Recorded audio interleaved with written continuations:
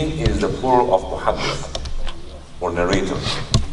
And the word hadith also have the same meaning. Hadith is the report about the saying of the Prophet ﷺ, and comes through a long chain of narration.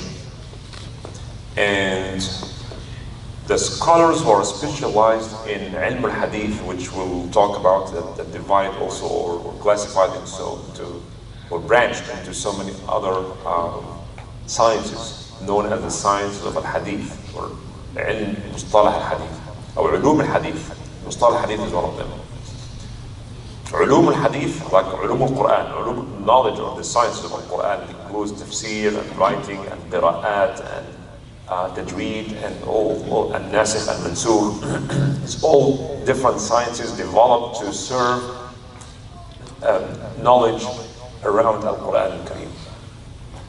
Similarly, al-hadith also has become a speciality, separate speciality. Some ulama actually studied al-hadith and the sciences of al-hadith, which we'll be talking briefly about them. And this is important for us to understand, because for us as Muslims, we know the main reference for us is the Quran, and followed by the Sunnah of the Prophet ﷺ. I know there are some not new movements, but very old movement, the time of Shafi'i radiallahu anhu, and until now, people say, you know what, let's stick with the Quran only, forget about Sunnah, forget about Hadith, because all these Hadith are fabricated, and so on and so forth. But we go back to the Quran. The Quran itself says, يا أيها الذين آمنوا أطيعوا الله ورسوله. Right? أطيعوا الله ورسوله ولا تولوا عنه وأنتم تسمعون. And some ayat says وأطيعوا الله وأطيعوا الرسول. Can you see any difference between these two expressions? أطيعوا الله, obey Allah and His Messenger, and other ayat says obey Allah and obey His Messenger. So the word obey has been repeated in one ayah. And do you see any difference between the two? Meaning-wise? The second one emphasizes the obey part. Emphasizing the obedience to the Prophet ﷺ. Okay. Although it is clear, obey Allah and His Messenger is clear enough. But there's emphasis on obedience of the Prophet ﷺ. And some ulama actually say that obey Allah and His Messenger because the Sunnah of the Prophet ﷺ may confirm what has been already mentioned in the Quran. So Allah says, be nice to your parents, and the Prophet say the same thing in different words. The Quran says, perform Hajj, and the Prophet ﷺ also talks about performing Hajj and the reward for those who perform Hajj and the punishment. So it's almost the same thing. Quran says don't drink alcohol, and the Sunnah says it in a different way, right? So in this case, أطيعوا الله والرسول, because they are saying the same thing. Okay? اذكروا الله ذكرا كثيرا, make a lot of dhikr. And Rasulullah ﷺ also says something about the beauty of dhikr. So it's almost the same thing. But sometimes the Quran says something very briefly and the Sunnah gives so much detail. So sometimes some ahkam or ruling are not mentioned in the Quran, but made by the Sunnah of the Prophet ﷺ. Right? So in this case, أطيعوا الله وأطيعوا الرسول. Obedience to Allah subhanahu wa ta'ala and obedience to the Prophet sallallahu alayhi wa sallam. لقد من الله على المؤمنين إذ بعث فيهم رسولا من أنفسهم يتلو عليهم آياته ويزكيهم ويعلمهم, teach them الكتاب والحكمة. Right? So العلماء said that hikmah here referred to the Sunnah of the Prophet sallallahu alayhi wa sallam. So what does the Sunnah do? Why do we need the Sunnah? If we have the Quran, we talked briefly before about the difference between the Quran and the Sunnah. Right? We know that, let me very briefly talk about these two things, the relationship of the Sunnah to the Quran and the difference between the Sunnah and the Quran. What is the definition of the Quran? What is the Quran? It's wahi. Huh? It's wahi. It is wahi, but is the Sunnah wahi also? Does Allah reveal to the Prophet what to say? Yes. وَمَا يَنْطِقُ عَنِ الْهَوَى, right? وَمَا يَنْطِقُ عَنِ الْهَوَى. The Prophet does not speak out of his own desire. In huwa illa wahyun yuha. Right? So when the Prophet ﷺ said, whoever says that, this will get this reward. Or whoever does this will get this punishment. And in the day of judgment, this will happen. How does he know about this? Allah tells him, right? Allah tells him. All these laws and do's and don'ts is not coming from his own thought. Right? It comes from Allah. It comes from Allah in different ways. Sometimes Jibreel alayhi salam comes and tells him, do this or say that. And some other times he's inspired, sallallahu alayhi wa sallam, by the wahy. In the Ruh al-Qudus nafatha fi rab'i. Right? So he is inspired by Jibreel alayhi salam. Sometimes he sees dreams, sallallahu alayhi wa sallam, and his dream is true. It's also a form of wahy. Right? Sometimes he makes ijtihad, sallallahu alayhi wa sallam. And that's well established, to debate it among the scholars, but it is very clear that he sallallahu alayhi wa sallam sometimes makes his own ijtihad. But what would be the difference between the ijtihad of the Prophet and the ijtihad of any scholar? The ijtihad in the Prophet ﷺ is supported by the wahy, by the revelation. Okay? So, if the wahy does not say anything, the Quran does not say anything, this means the ijtihad of the Prophet becomes also a command, has the same authority. It's approved. But sometimes the Prophet ﷺ may make ijtihad and the Quran comes to correct it. Abasa wa tawalla, right, is a good example of this. And Ja'ah al-A'ma, the prisoners of war of the Battle of Badr, he wants to take ransom and let them go. The Quran says, no, you should not do that. Finish these enemies of Islam. Don't take money and let them go. They are the worst enemies. Finish them. So he made ijtihad, but Quran came and corrected. But when a scholar makes ijtihad and it's not correct, what happens? No wahy comes to correct it, right? Okay. So, very briefly, why do we need the Sunnah of the Prophet ﷺ? If we have the Quran, why do we need the Sunnah? Anyone? A simple example is how to make salah was not given in the Quran. So you're saying that the Sunnah gives us details about what has been mentioned briefly in the Quran. Quran says, make hajj, fast, pray. How do we know our prayer today? And some actually argue that also we know about adhan, about salah, about Jum'ah, about Taraweeh, about Ramadan, about Ashura, about all these things through the practice of Muslim generations, right? Right? So Al-Sunnah gives us more details. We don't have all. Quran does not give a lot of details, except in some cases. Interestingly, when it comes to family law, inheritance, with marriage, divorce, Quran tends to give more details. But generally speaking, ayat al-siyam, 4 ayat only about fasting, right? Just 4 ayat. Wudu, 1 ayat, right? Surah Al-Ma'idah, that's it. But there are so many other details comes in the Sunnah. So this is the role of the Sunnah when it comes to the Quran. Gives more details. What else? Practice of Quran. Practice of Sunnah. Practice the Quran, yes. Okay, so living, practice of the Quran, embodiment of the teaching of the Quran. That's very general. But the ulama talk about 3 main rules. One is confirmation, which I mentioned briefly. Quran says something and the Sunnah comes to confirm it, right? Through the words and the action of the Prophet ﷺ. Number 2, giving more details. That we talked about this. And the third role is also important, that gives rules that are not mentioned in the Quran.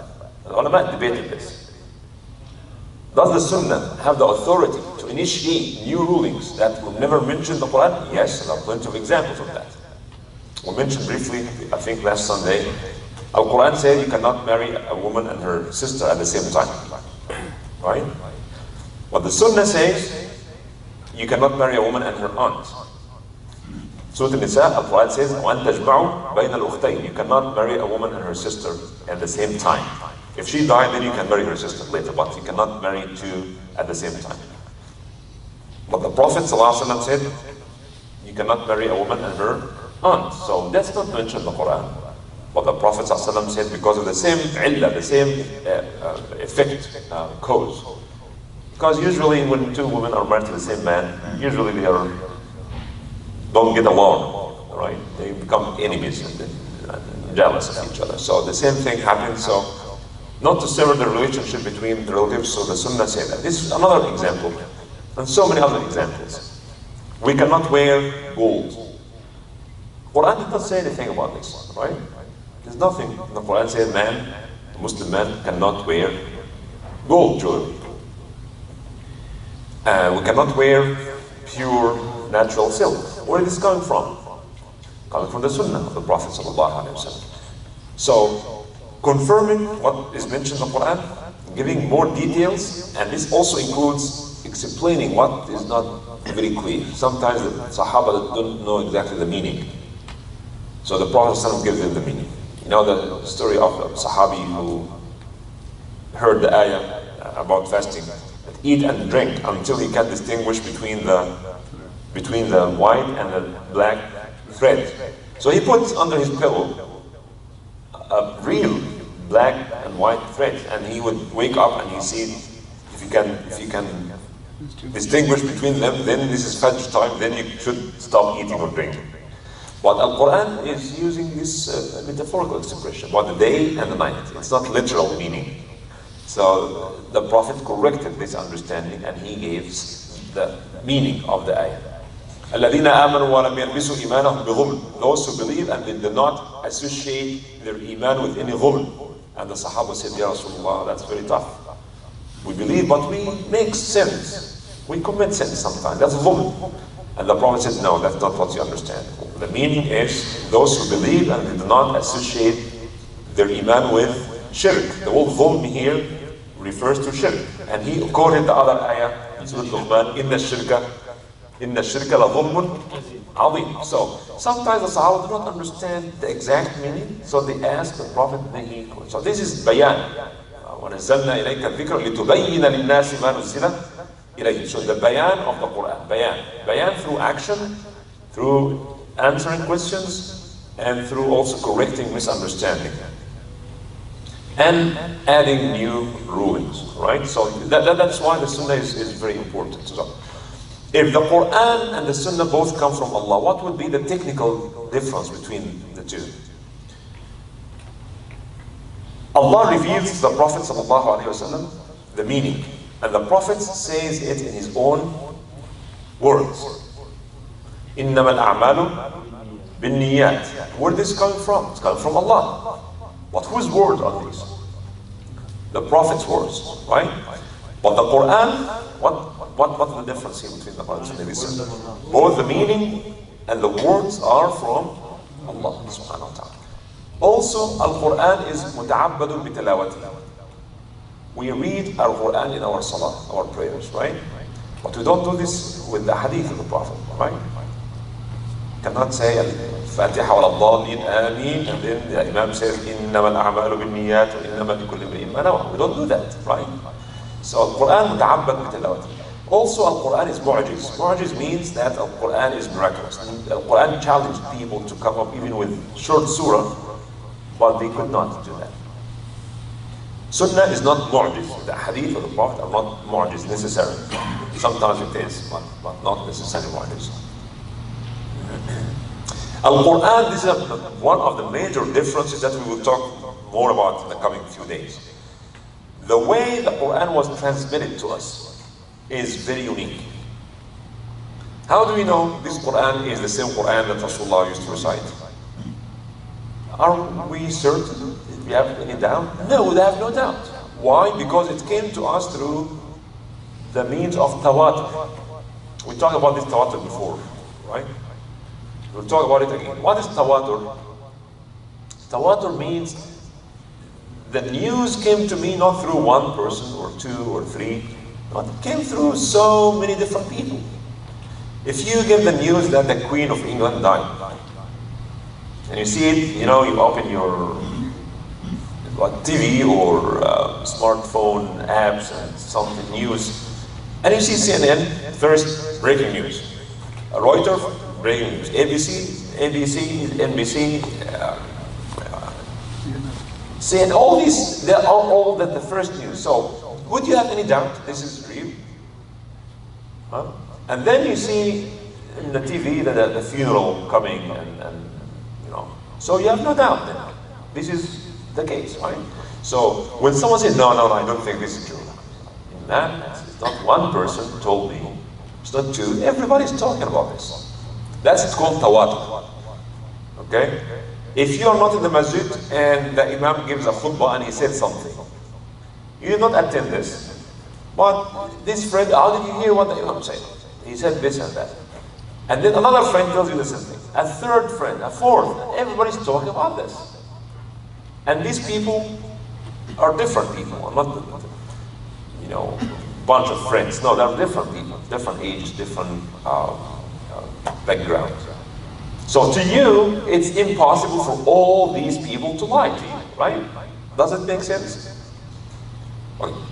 When someone narrates a hadith of the Prophet ﷺ, and who is the only person who heard this hadith, then it's not as authentic, as strong as hearing the same hadith from 10, 15, 20 people, right? Sometimes the Prophet would say a hadith to one Sahaba. You know Hadith of Abdullah ibn Abbas, the famous hadith. He was riding the camel behind the Prophet. Only the Prophet and Abdullah ibn Abbas, right? No one else. And he said, Ya ghulam, oh young man, let me teach you a few things. احفظ الله يحفظك احفظ الله تجد تجاهك إذا سألت فاسأل الله وإذا استعنت فاستعن بالله. Who heard this hadith? Only one young man, Abdullah ibn Abbas. And then he narrated to a bunch of people and they narrate to other people and so on.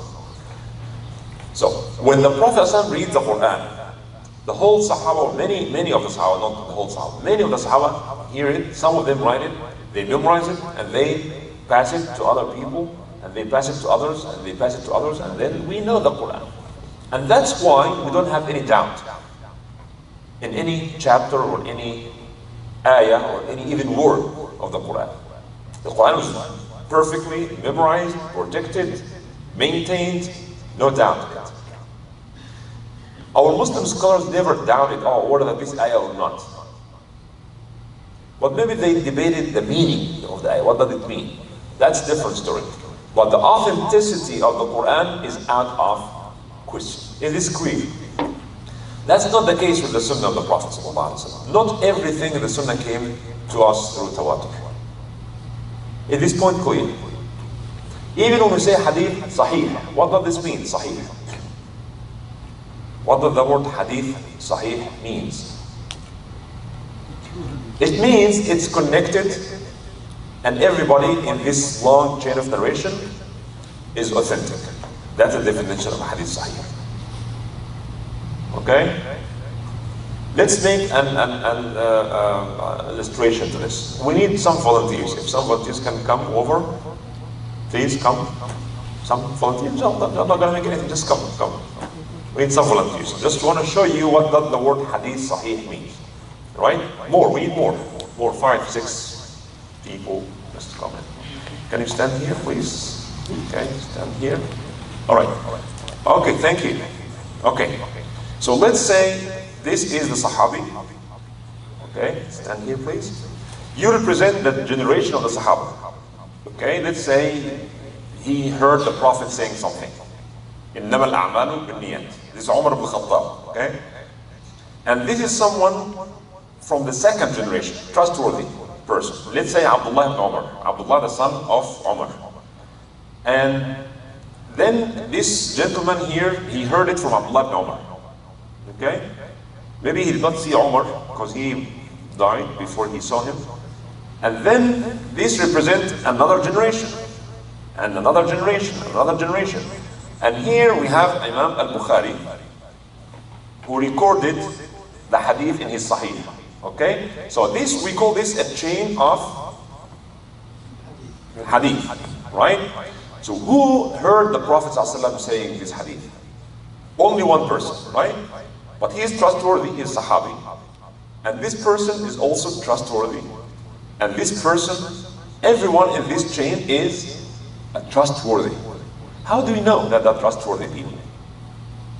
It's a sign called the ilm al-rijal, a sign of a rijal, men. We know the biography of every one of them. They never lied, they never break promises, they never committed a major sin that we know of. So we consider them people with good history. Like the credit history we have here in the States, right? And criminal history, you have no criminal history, we assume you're a good person, right? So all these people are well-known, trustworthy people. This is the first condition for hadith to be sahih. The second condition, related also to the people, is that they should be sharp. Sharp means that they're not known a field of getting, they forget quickly, or they mix things, they don't know, and so on. They have sharp mind. So the definition of the authentic hadith is the following: that the hadith that is narrated by a connected chain of narration from trustworthy to a trustworthy to a trustworthy, all the way to the end, from the beginning in the Bukhari to the end to the Prophet sallallahu alaihi wasallam. Okay, right? Now, if we ask this brother to step back. Now, Imam Bukhari is trying to see the chain of narration, and this person is missing. This person never seen this person. Okay? And this link in this chain of narration is missing. This hadith is called da'if. And da'if are different things. So, what if this person also, step back, is also missing? That makes the hadith what? Weaker, right? So the hadith now is weaker. What if we have these two individuals, but this individual here, we don't know much about him. We don't know if they're trustworthy or not trustworthy. We don't have enough information about his life. This also, some madhahib, they said, well, this hadith is da'if because we don't know if this person is trustworthy or not. Other ulama said, no, if you don't know he's trustworthy, we assume he is trustworthy unless proven otherwise. Alright? That's why some madhahib accept one hadith and some other madhahib do not accept it, because they don't know much about this person. And sometimes it's very interesting. Sometimes the ulama said this person is trustworthy. Others said no, he's not trustworthy. And based on that, this hadith is da'if to this madhab. And the same hadith is accepted to other madhab. Why? Because they have this agreement over whether this person is trustworthy or not. Okay? Now, the definition of hadith sahih now is clear. The hadith that came to us through a chain of narration that's connected from one trustworthy to another without shudud or illah, and we'll talk about shudud al-illah later on. Do you have any question before these gentlemen go? Okay, what if this is one of the tabi'een, second generation? He's not a sahabi, he did not see the Prophet. Alright? And he says, the Prophet ﷺ said, what's missing here? The sahabi. We have no sahabi, he's tabi'een, right? This gentleman here is a very trustworthy, like Imam al-Hasan al-Basri. Imam al-Hasan al-Basri is the best example of a very trustworthy, one of the greatest scholars of his time. Well known for taqwa and iman, knowledge and ilm and everything. When he says the Prophet ﷺ says, he did not mention whether he got it from Abdullah ibn Abbas, from Anas ibn Malik, he met some Sahaba, by the way. He met some Sahaba, but he did not mention them. Because that was, for him, that was not necessary. Whether Abdullah ibn Abbas or Mas'ud, they're all trustworthy persons, so he did not name him. And a scholar heard him, his student wrote that Imam al-Hasan al-Basri said the Prophet said so and so. Some ulama said no, this hadith now is called hadith mursal. Mursal means that the Sahabi link is missing. Some ulama said, but this man is a very trustworthy person. He must have heard it from one of the trustworthy people. Otherwise, he wouldn't have said. So again, some scholars would accept this hadith from him, right? And others said, no. One link is missing here. And this hadith is considered da'if to many. Some accept the hadith mursal, some don't accept it. Now, if this gentleman here is al-Bukhari, right? Imagine, just imagine. And none of these people are here. None. All this chain is missing. What do you call this? Call it the Bible. Please sit down. 300 years are missing.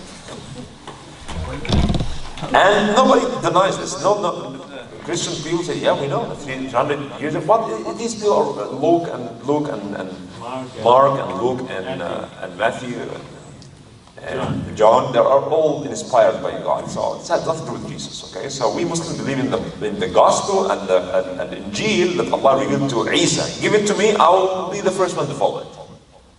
Is it there? No, it's missing. So based on our criteria, the ulama actually set this criteria. To develop this chain of narration, they have to develop sciences, different sciences. One is ilm al-rijal, the biography. And you cannot imagine how complex it is for someone to know, and as we'll talk about Imam Bukhari tomorrow, inshallah, you will be surprised what kind of a memory he has. To know everything about these people for their life.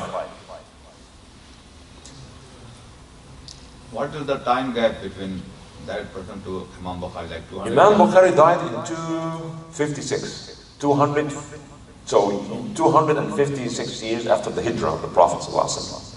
So between him and the death of the Prophet ﷺ, about 200, let's say 250 years. Lots of generations. Okay? So, you said the previous example, you said that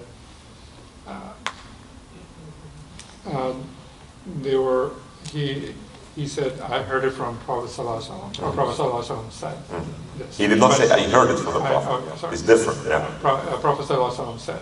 He didn't mention the name of the Sahaba. But is it valid if the Sahaba is alive during? Doesn't have to be alive.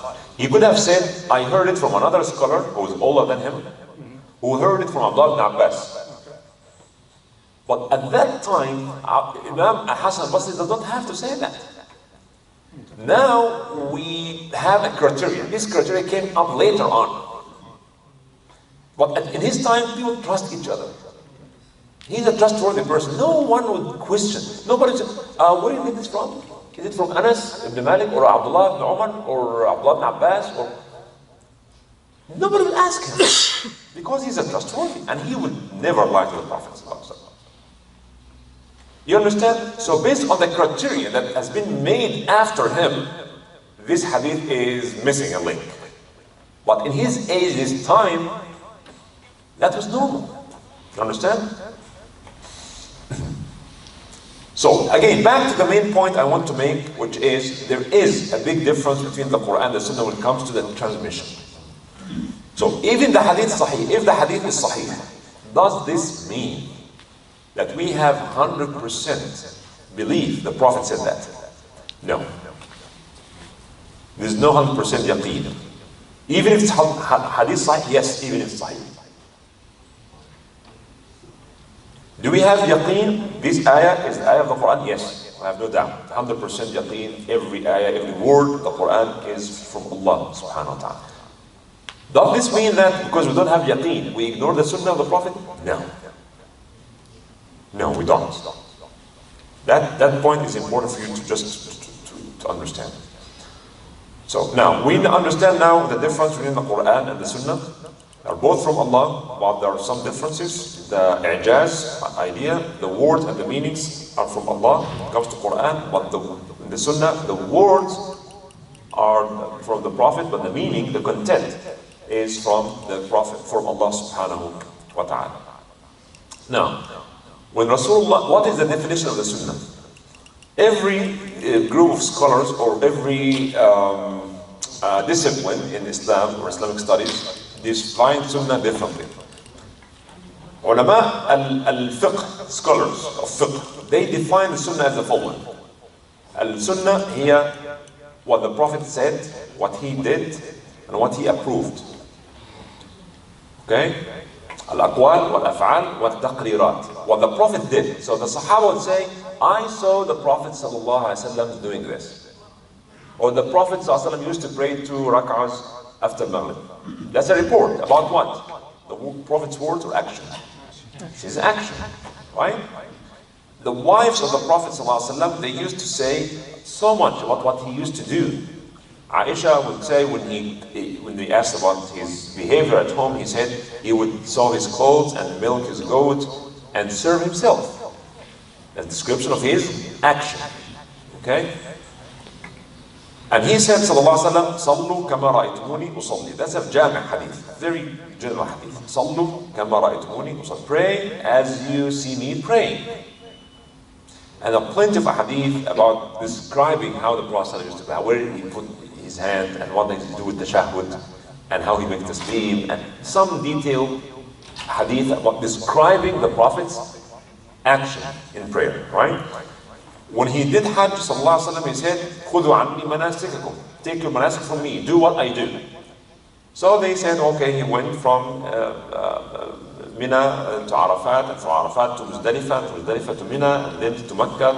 They described his dhabiha, his qurbani, everything in it. So this is the first kind of sunnah. And the saying, that's very obvious what the Prophet said. Okay, إِنَّمَا الْأَعْمَالُ بِالنِّيَّاتِ. And then we understand the meaning of it. The third kind of sunnah is taqreerat. Taqreer means approval. So the Prophet ﷺ one day, after Fajr prayer, he saw someone praying 2 rak'ahs. And then he said, what kind of prayer is this? Because we know after Fajr there's no salah. He said, Ya Rasulullah, I missed the 2 rak'ah before. He came and he found the jama'ah. He did not pray the 2 rak'ahs before. So he said, Ya Rasulullah, I missed the 2 rak'ahs before Fajr, so I'm making them up. So the Prophet ﷺ did not say anything and he left. Remaining silent is an approval. So because if it was wrong, the Prophet ﷺ wouldn't have remained silent. The Prophet would have said, don't do this again. Right? And what we understand from this, you cannot pray after Fajr. But the silence of the Prophet ﷺ is called a tacit approval. What does this mean? It means if you come to the masjid and the jama'ah is going on, you cannot pray while the jama'ah is going on.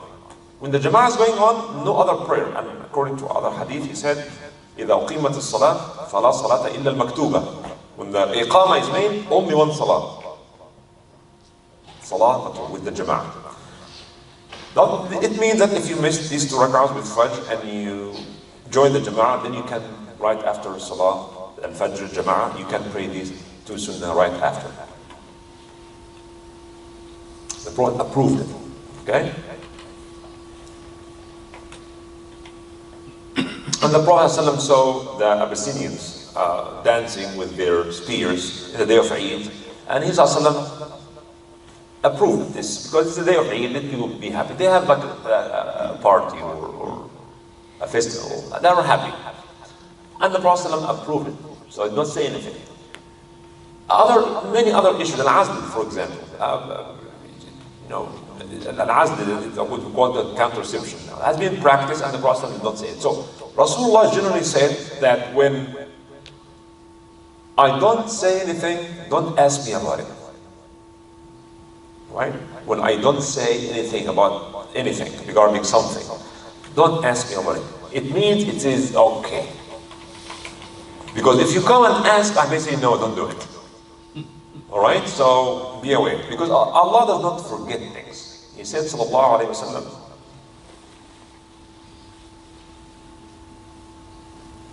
وَمَا سَكَتَ عَنْهُ فَهُوَ عَفْوٌ فَاقْبَلُوا مِنَ اللَّهِ عَافِيَتَهُ.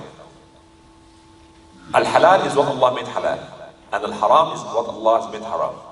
And whatever Allah subhanahu wa ta'ala did not say anything about, it's afu. Afu means allowance. Right? فَاقْبَلُوا مِنَ اللَّهِ. Accept this afu from Allah subhanahu wa ta'ala. That's why our ulama said everything is halal when it comes to transactions. Everything is halal except or until or unless it is made haram. Alright? But so many things are common sense. No, I can take a nap. I don't have to go and ask a mufti, can I take a nap? I go and take a nap. Right? Can we take a shower while in ihram? I don't know any hadith says you cannot. So we assume it is halal. Right? If the Prophet said if you are in the state of ihram, don't take shower, khalas. That's haram now. But like someone came to Imam Shabi, while in the state of ihram, said, Imam, I'm in ihram, can I scratch? Which was like funny scholar, have a sense of humor. And he said, yes, you can scratch while you're in ihram. How much scratch I can do? He said, you can scratch until you see your bones. So in other words, there's nothing says haram, so it is permissible. So, now what is the sunnah according to the fuqaha? According to fuqaha, the Prophet's aqwal and af'al and taqrirat. Actions, words and approval. The muhaddithin actually say the sunnah includes even the description of the Prophet ﷺ and any action he did even before he became Prophet. So the muhaddithin added this. Because the muhaddith, whatever he hears from authentic people, he goes and writes it. So he cares not about the ruling. We cannot find or cannot draw any ruling from the description or the physical description of the Prophet. Right? There's no halal and haram in this, right? There's no mustahab or makruh or recommended or detested. Right? Whatever happened to the Prophet ﷺ before he received the revelation is also of the concern of the muhaddith. So muhaddith include the sunnah, the Prophet's aqwal, af'al, taqrat, and al-wasf. Okay? The theologians, for them the sunnah is the opposite of bid'ah. When someone added to the Islamic thought, to Islamic theology, something, ibtada', something new, then they go, that's not sunnah. Okay? The sunnah is what is mentioned in the Quran and the sunnah of the Prophet regarding Islamic theology. Don't want to get into the details of this. And obviously you can see the usuliyun, the muhaddithun, they are concerned about the ruling. Because if the Prophet remains silent about something, okay, this means it's okay. Alright? So the faqih needs this. Now, that's basically the definition of the sunnah of the Prophet. Is there a difference between the sunnah and hadith? Because we use these two terms interchangeably. But that's not very accurate. There's some difference between the two. Brother, you are not following the hadith. You are not following the sunnah. No, I'm following the sunnah, but I don't accept this particular hadith. I have a good reason not to accept the hadith. So what the difference between the sunnah and hadith is the sunnah we are required to follow the sunnah. The sunnah is what the Prophet did actually, in reality, what the Prophet said. But the hadith is a report, and this report could be, as we mentioned, could be authentic, or could be fabricated, or could be weak. You understand? So that's why many Imams rejected hadith. Imam Abu Hanifa said this, if I know, one of the biggest accusations to the Abu Hanifa and his madhab is that they reject a hadith of the Prophet, which is not true. Imam Abu Hanifa says, if I know the Prophet said that, I'll be the first one to follow it. But I don't know. Not every narration, not every report reflects the sunnah of the Prophet. If the hadith is mutawatir, this 100% reflect the sunnah. You understand? Because we have no doubt. The Prophet said this. Or the Prophet did this. You understand?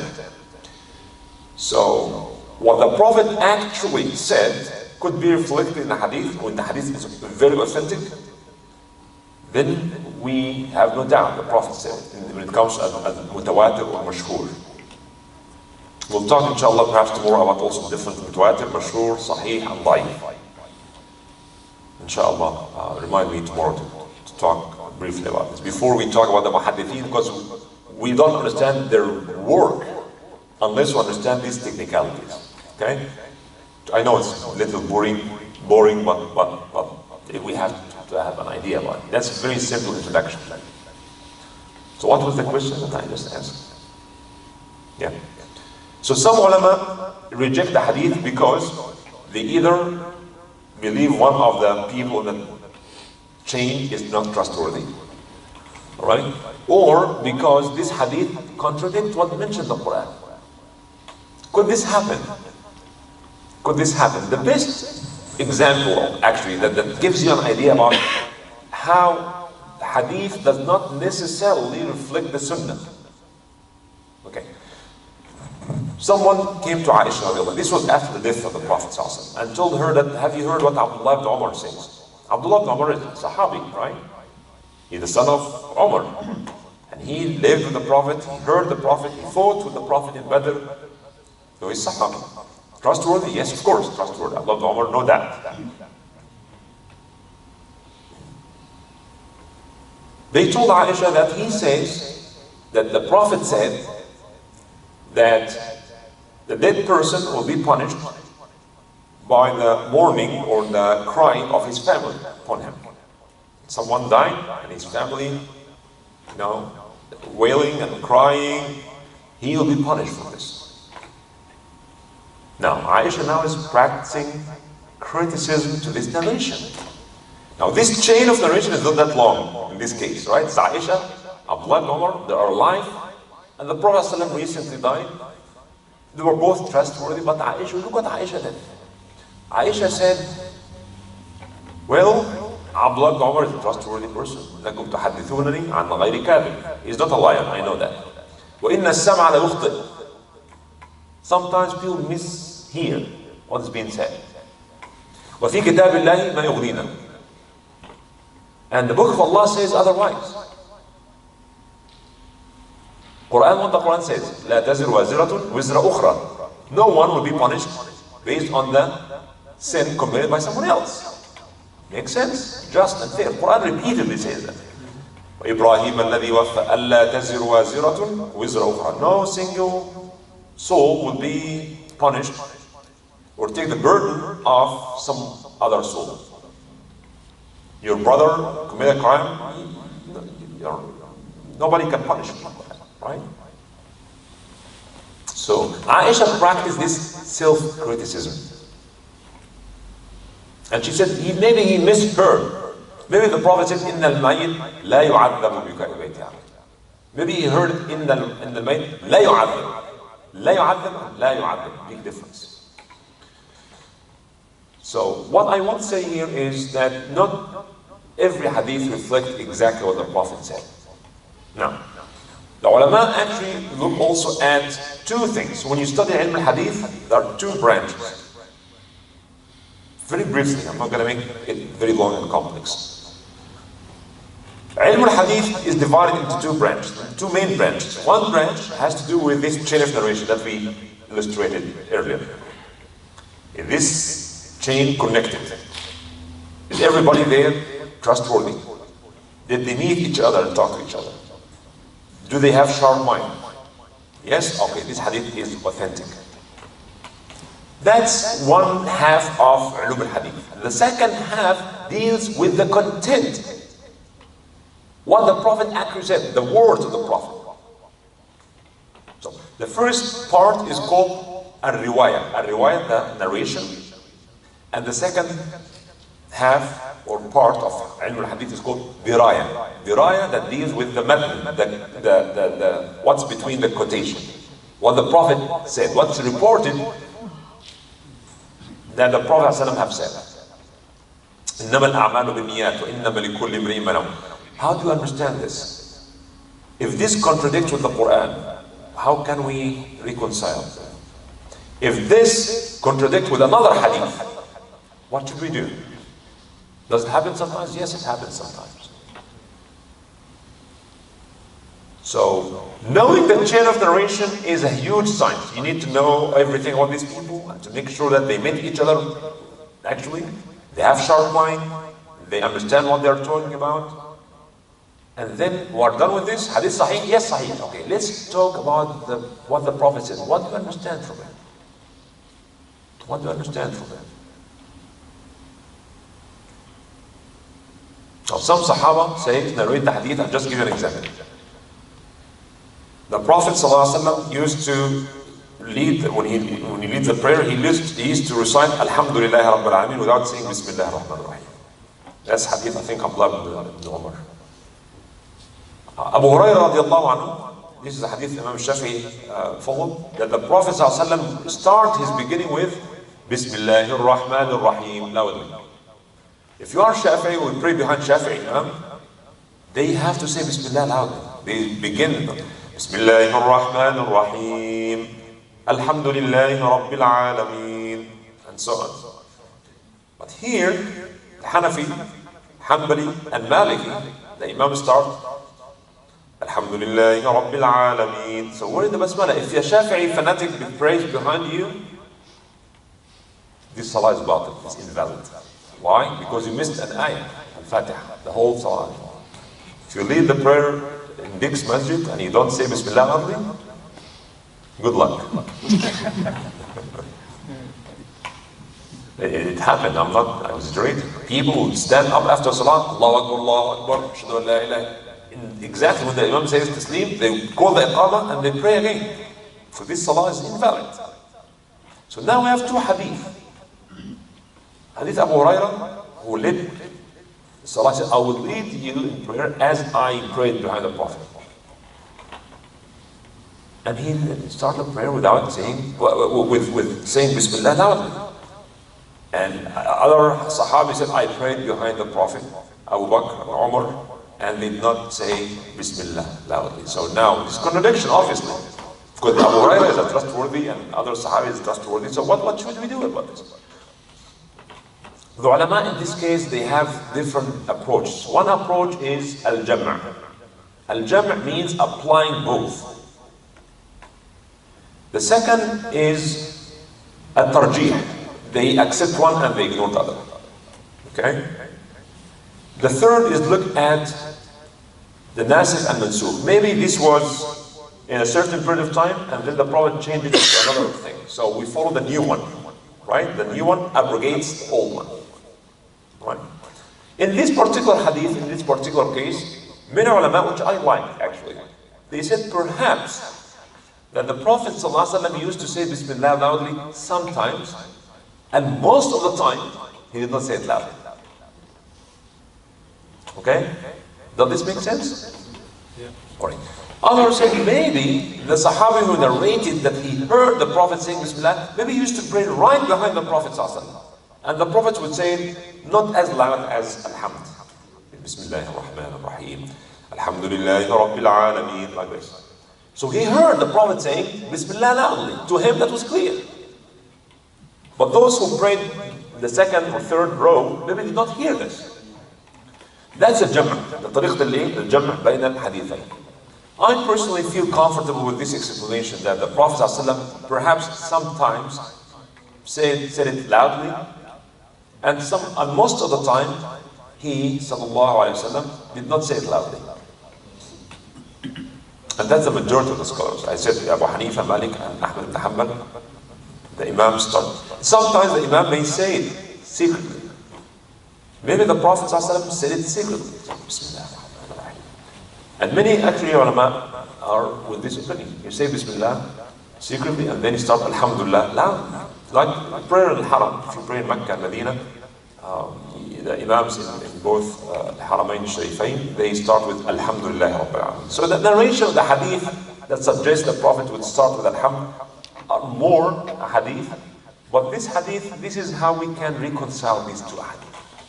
Can we reconcile the Quran with the hadith? Sometimes we can, sometimes we cannot.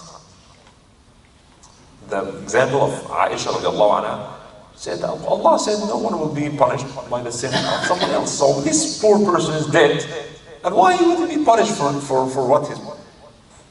Maybe he misheard what the Prophet said. Now we are dealing with the narration, or we're dealing with the content. With the content, no question about the narration. Abdullah ibn Umar is trustworthy. It's not about the chain of narration is correct. But there's something with the content. And إذا خالف الثقة من هو أوثق. You have two hadith contradictory. So the ulama said we'll go with the stronger in trustworthiness and ignore the other one. And some fuqaha like Abu Hanifa in particular, he said when the hadith comes, has to do with fiqh issues. And you have two trustworthy people narrating different narrations and contradictory to each other. It has to do with fiqh. Then the Sahabi has more fiqh, will accept his narration because he has more fiqh, he understands the subject. Different methodologies. I don't want to get into the details of this, But the bottom line here is, we as Muslims, we need the Sunnah, because our Quran says, أطيعوا الله وأطيعوا الرسول. How do we know the Sunnah of the Prophet? Through the Hadith. And how do we know if this Hadith is authentic or not? How do we know if the Prophet said this or not, or did this or not? Then the Muslim scholars came up with these many scientists, called علوم الحديث, to just classify the Hadith. That's mutawatir, that's mashhur, that's sahih, that's hasan, that's da'if, and that's mursal, that's mu'adal, that's munqati', and so on and so forth. So every hadith they know based on the chain of narration, and then they look at the content and how can we reconcile this content with Quran and with other narration. Some hadith are rejected not because of the chain of narration, like the hadith of Aisha I just mentioned, but because it contradicts with the very well established ayah of the Quran. And some hadith are rejected because the chain of narration is not sound. How do you know about this? Many scholars, they dedicated their entire life. Bukhari, as I mentioned tomorrow, he became the superstar of hadith in the world when he was 17. They said there's no hair in his face. Young man like this, high school senior. And when he walks to any city, the thousands of people, including the top scholars of Al-Basra, Al-Kufa, Damascus or Cairo, they would gather to listen to Al-Bukhari. He was the highest authority when it comes to this. We'll talk about him tomorrow, inshallah. Questions before we conclude? Just a quick about... Man, you are asleep. How come you guys? Okay. Initially, the gold and the silk is, what was the reason for that? Just the basic... For what? For the men, they cannot wear the gold and, for that part. When we were talking about... The reason why men are prohibited from wearing gold and just to be men. Just to be men. Just so can distinguish from what? I mean, gold. Islam raises people who can resist. Islam does not want men to act like women, to dress like women, to speak like women. If you're a man, you are a man. All this debate about gender thing or freedom of changing gender or it's nonsense. It's insanity. Islam says Allah curses men who act like women or dress like women. Allah curses women who dress or act like men. You're a man, you're a man. You're a woman, you're a woman. Be happy with who you are. Okay? So this is number one. Number two, we should not actually freeze our wealth so much in assets. So when you wear extremely expensive stuff, look at the poor people. Yes, enjoy the blessing of Allah, but don't exaggerate. Also may show arrogance, perhaps. Well, now we can show arrogance with so many other things. We have the platinum, and we have like $5,000, $10,000 suit, and you have this sunglasses, $10,000. People can get arrogant with stuff that's not gold or silk. But I think the main reason is that this distinction between gender. Not act like a woman. Be a man, be strong. But the Prophet used to have a ring made of silver, right? And the naqsh says Muhammad Rasulullah something. La ilaha illallah, I'm not sure. One of these two. Wearing, and the Prophet saw this man wearing this gold ring. And the Prophet ﷺ, is most kind and generous and soft person. But when he saw this, because this man was a believer, and he took it and threw it away. And he said, why would someone get a piece of fire and put it in his finger? Why? That's a piece of fire. Sometimes we don't see the reality of things. We see it as a gold ring. Beautiful, beautiful. Yeah, it's made of gold. This will cause you to be punished with the hellfire. You are putting a piece, and the people, the Prophet showed his anger. Why would you do that to yourself? Sometimes we, get tough on our kids. Why would you do that? You're hurting yourself. So the Prophet took this ring and he threw it away. And he left, sallallahu alaihi wasallam. And the people told him, just go and he said, no, I will not pick up something the Prophet threw it away. That's not my ring. They were taking it seriously. Right? Allahu A'lam.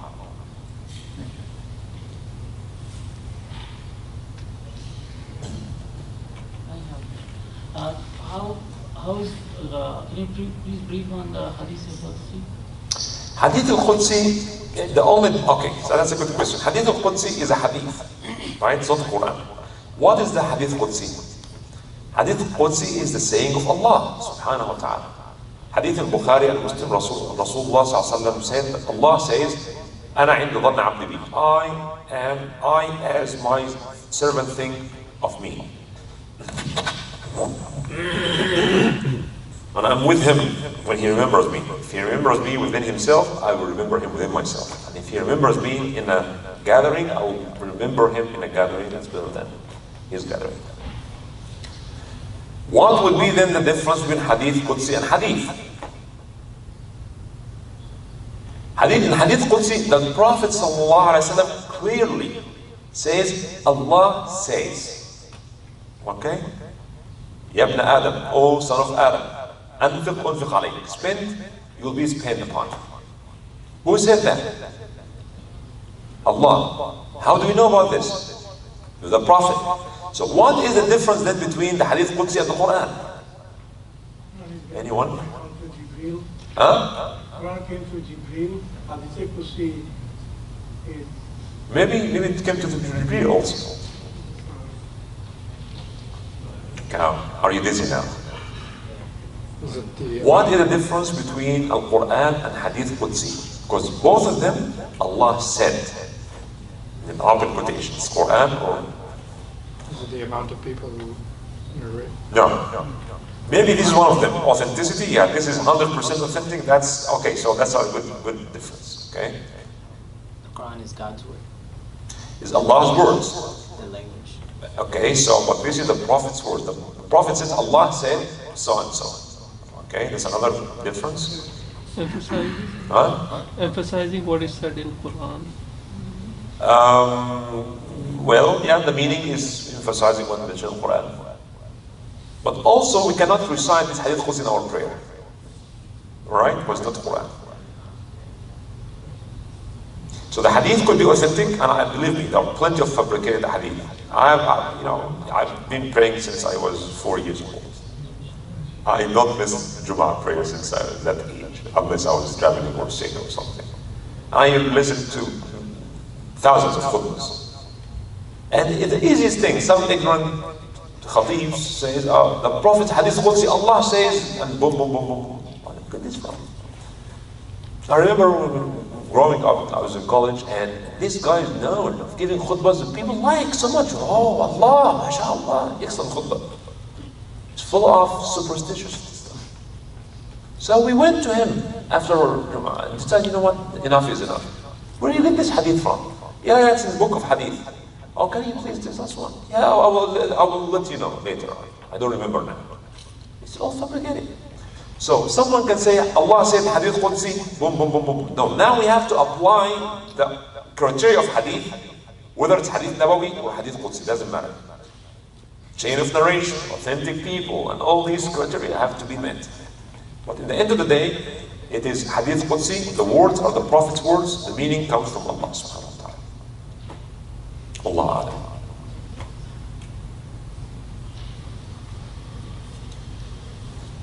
Question? Yes. In the beginning you said in the Quran, in 2 places, Allah says that obey Allah and the Rasul, and then obey Allah and obey the Rasul. In what context is they both mentioned? Well, what context? قُلْ أَطِيعُوا اللَّهَ وَأَطِيعُوا الرَّسُولَ. This is in Surah An-Nur that has to do with jihad and munafiqeen and munafiqs. So the Prophet ﷺ may order them to pray, okay, but may order them to go for jihad. Right? So munafiqeen says, are busy, we cannot join. So our Quran says, أطيعوا الله وأطيعوا الرسول. Doesn't have to come from the Quran says, on this day after Fajr, join the army. It doesn't have to be like this. And the Sahaba, the true believers, never asked the Prophet, Ya Rasulullah, is this your opinion or Allah? The Prophet said, they automatically assume it's from Allah. But sometimes, when it comes to the technicalities, if you are traveling with the Prophet, and the Prophet says, let's rest here, it doesn't have to be from Allah. The Prophet sometimes uses his own mind in things. Oh, let's eat. Okay, let's bring the food. Bismillah. Right? It happened in the time of Badr when the Prophet camped in one place and someone asked him, Ya Rasulullah, is it from Allah? So we cannot give suggestions, or it is open for suggestions. He said, no, it's open. It's not from Allah. I think. He said, I think we better move and camp in that place so we have access to the water and our enemies don't have access to the water. Good idea. Let's move. So if it is clear it is from Allah, then no question asked, no suggestion made. But it is the Prophet's opinion, then he ﷺ used to ask people, what do you think? What should we do?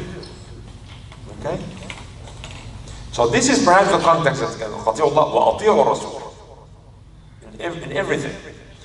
وأطيعوا الله ورسوله يا أيها الذين آمنوا أطيعوا الله ورسوله. This is general speak. This was in the Battle of Badr after they fought over the spoils of war. Who should get more?